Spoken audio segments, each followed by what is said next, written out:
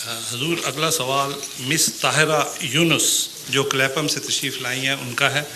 وہ غیر از جماعت خاتون ہیں. وہ کہتی ہیں میں یہ پوچھنا چاہتی ہوں، وہ یہاں تشریف فرما ہے. جی وہ کہتی ہیں کہ میں یہ پوچھنا چاہتی ہوں کہ احمدی کو کیوں مسلمان نہیں مانا جاتا؟ اگر احمدی مسلمان ہیں تو مجھے کس طرح معلوم ہوگا کہ وہ احمدی مسلمان ہیں؟ ٹھیک ہے، بڑی اچھی بات ہے ماشاءاللہ.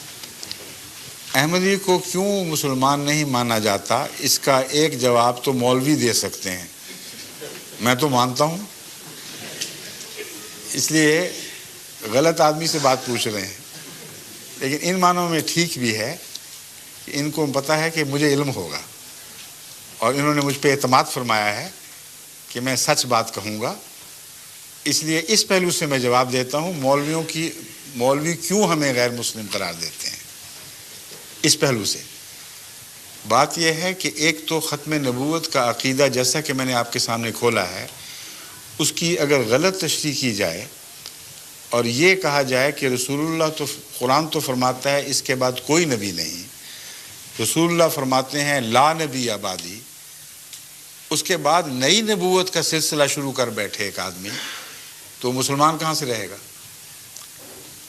جس نے ختم نبوت کی مہر توڑ دی، جس نے رسول اللہ صلی اللہ علیہ وسلم کی غلامی سے آزاد ہونے کا ادعا کر لیا، وہ بھی کافر، اس کے ماننے والے بھی کافر.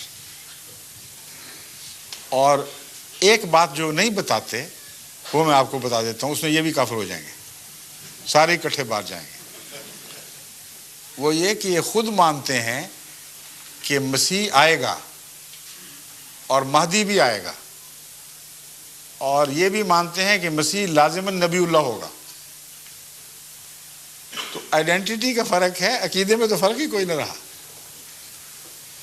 سارے یہ علماء تسلیم کرتے ہیں، آپ ان سے پوچھ کے دیکھ لیں کہ مسیح آئے گا تو نبی اللہ ہوگا کہ نہیں؟ کہ ہوگا. امام مہدی خدا مقرر کرے گا کہ نہیں؟ کہتے ہیں مقرر کرے گا. اگر آپ امام مہدی کا انکار کر دیں گے تو مسلمان رہیں گے؟ سوال ہی نہیں پیدا ہوتا. وہی بات جب ہم کہتے ہیں تو ہم کافر یہ کیوں نہیں ہوتے کافر اس سے؟ اگر زہر ہے تو سب نے کھایا ہوا ہے، پھر یہ اجتماعی خودکشی ہونی چاہیے. لیکن ہم بچ جاتے ہیں اس وجہ سے کہ ان کا اپنا عمل، ان کا اپنا موقف ان کو جھوٹا قرار دے رہا ہے. بس اگر غیر مسلم بنتے ہیں تو یہ بنیں گے، ہم نہیں بنیں گے. اور حوالہ میرے پاس کیا ہے؟ رسول اللہ صلی اللہ علیہ وسلم کا. حضرت صلی اللہ علیہ وآلہ وسلم کے دو فتاوی ہیں جن کو پیش نظر رکھیں. ایک یہ کہ اگر کوئی مسلمان کو کافر قرار دے تو وہ غیر مسلم ہو، خود کافر ہو جائے گا. یہ وہ فتویٰ ہے جو علماء جانتے ہیں کہ صحیح ہے، اور اس کے متعلق کوئی بحث نہیں اٹھائے گی کہ کمزور حدیث کی بات ہے. اور حضرت مسیح موعود علیہ السلام نے ان کو کافر کہنے سے پہلے 12 سال تک مسلسل صبر کیا ان کے فتووں پر، اور یہ حدیثیں یاد کرائیں. آپ نے فرمایا کہ میں کسی کلمہ گو کو کافر نہیں کہنا چاہتا. میرا انکار بھی کرتے ہو پھر بھی میں کہہ سکتا، میرے دل میں یہ طاقت نہیں کہ میں کلمہ گو کو کافر کہہ دوں. مگر میں تمہیں یہ حدیث بتا رہا ہوں، اگر تم باز نہ آئے تو پھر محمد رسول اللہ صلی اللہ علیہ وسلم کے فتوے کے خلاف میں کوئی فتویٰ نہیں دے سکتا. اور وارننگ کے بعد 12 سال کے صبر کے بعد گالیاں کھا کر کافر دجال کہلا کر جب وہ باز نہیں آئے تو پھر آپ نے یہ فتویٰ دیا. اور صبر کا یہ حال ہے کہ حضرت نواب محمد علی خان صاحب جو شیعوں سے مسلمان احمدی ہو کر حضرت مسیح علیہ السلام کے مریض بنے، احمدی ہونے کے باوجود اپنے گھر مولوی ثناء اللہ کو ملازم رکھا ہوا تھا، اور وہ امام الصلاۃ تھے. مولوی ثناء اللہ کے پیچھے نمازیں پڑھتے تھے.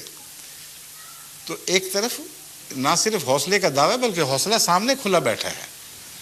کون کہہ سکتا ہے ان حقائق کے خلاف کچھ؟ مولوی ثناء اللہ کی اولاد اگر کہیں زندہ ہے اس سے پوچھ لیں. ان کے والد صاحب ہمارے پھوپھا جان نواب محمد علی خان کے ہاں ملازم بھی تھے، بچوں کی تعلیم وغیرہ کے لیے بھی، اور امام بھی تھے.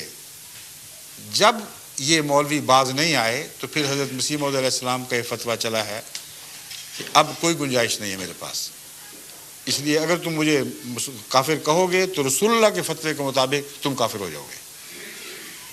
یہ ہے ہماری طرف سے ایک جواب، لیکن اس سے بھی آگے ایک اور قطعی دلیل میں آپ کے سامنے رکھتا ہوں، جو بھی خاتون ہیں تو آپ حیران ہو جائیں گی کہ ان کے پاس اس بات کے سوا گنجائش ہی نہیں کہ اپنے آپ کو جھوٹا ہونا تسلیم کر لیں، دیانتداری سے گنجائش نہیں ہے۔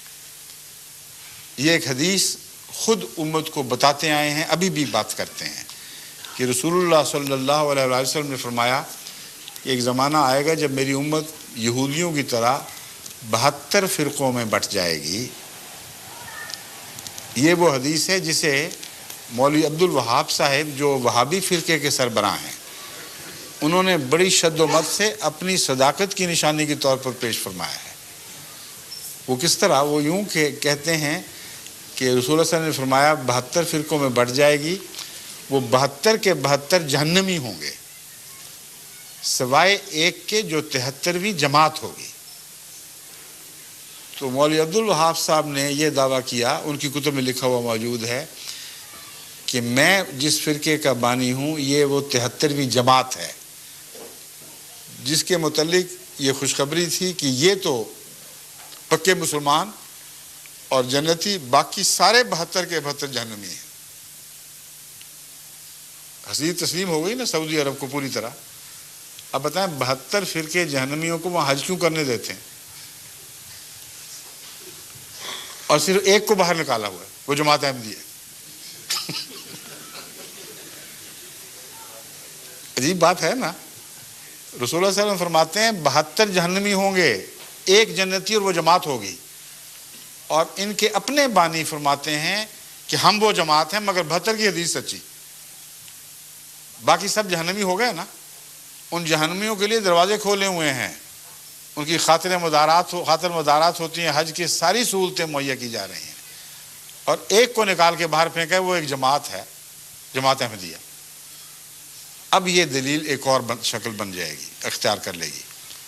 ہو سکتا ہے یہ سارے سچے ہوں، ان معنوں میں کہ ہر ایک یہ سمجھتا ہے کہ ہم 73ویں ہیں، ہے نا ہر ایک کو حق، اگر ہمیں حق ہے تو ان کو بھی حق ہے۔ اگر ان کو حق ہے کہ وہ اپنے آپ کو 73واں سمجھیں اور باقی کو 72 سمجھیں، تو 72 میں بیٹھے کیا کر رہے ہیں؟ ان کے متعلق اعلان کیوں نہیں کرتے کہ تم ہرگز مسلمان نہیں ہو، تم جہنمی ہو؟ جب اعلان آتا ہے تو کہتے ہیں ہم 72 ایک طرف، جماعت احمدیہ ایک طرف، اور جب اپنا سچا ہونے کا دعویٰ کرتے ہیں تو کہتے ہیں ہم 73ویں جماعت ہیں، 72 کے اندر بیٹھے ہوئے ہیں۔ اب آپ بتائیں جس ہوٹل میں 72 کمرے ہوں، 72 کو آگ لگ جائے تو وہ 73ویں کمرے والے بیٹھے رہیں گے ان کے اندر شامل ہو کر؟ وہ تو ہر آدمی نکلنے کی کوشش کرے گا۔ رسول اللہ صلی اللہ علیہ وسلم نے آگ لگنے کی بات کی ہے، تو 72 کو آگ لگ گئی، یعنی گمراہ ہو گئے، اور یہ ان میں اندر بیٹھے ہوئے فخر سے کہہ رہے ہیں کہ ہم 72 ہی ہیں۔ تو ان کا ایک دوسرے کے خلاف جماعت احمدیہ کے مقابل پر اجتماع ان کے 72 ہونے پر سواد کر رہا ہے، اور جب 72 کا حصہ ہیں تو فتویٰ رسول اللہ صلی اللہ علیہ وسلم کا چلے گا، ان کا دعویٰ کوئی کام نہیں آئے گا۔ یہ دو ٹوک بات ہے، اس پر آپ غور فرمائیں تو آپ کو امید ہے کہ انشاءاللہ تعالی بات کی سمجھ آ جائے گی یہ کیوں ہمیں غیر مسلم کہتے ہیں۔ اسی میں ان کے جھوٹے ہونے کی دلیل، آپس میں ایک دوسرے کو کیوں نہیں کہتے غیر مسلم؟ جب آپ 73 ہونے کا دعویٰ کر رہے ہیں، جن کو رسول اللہ صلی اللہ علیہ وسلم نے جہنمی کہہ دیا، غیر مسلم اور کیا ہوتا ہے، وہ کیوں نہیں کہتے؟ وہاں ان کی آوازیں کو دب جاتی ہیں، بزدل ہیں، تقویٰ نہیں ہے، سیاست کرتے ہیں، اس کے سوا کوئی مقصد نہیں۔ شیعوں کے اوپر دیکھیں کیسے کیسے فتوے ہیں جو سنیوں نے لگائے ہیں، شیعوں کے جوابی فتوے بھی بڑے سخت ہیں، مگر وہاں حج میں ان پر کوئی اعتراض نہیں۔ وہابی فرقہ توحید کے نام پر اٹھا تھا، اور سارے مزار جو ان کی عزت کی جاتی ان کو مٹا دیا گیا تھا، تمام احترام کی نشانیاں دور کر دی گئیں، لیکن بریلوی وہاں لاکھوں کی تعداد میں آتے ہیں جو داتا دربار کے سامنے بھی سجدے کرتے ہیں. جگہ جگہ پیر بنائے ہوئے ہیں, ان کے درختوں پر ان کے نام کی ٹاکیاں جو ہوتی ہیں, چیتھڑے, وہ لگائے ہوئے نشانی کے طور پر کہ اس پیر سے ہم نے بیٹا مانگا تھا, اس نے دے دیا. اس پیر سے نزلہ درست کروایا تھا, اس نے درست کر دیا.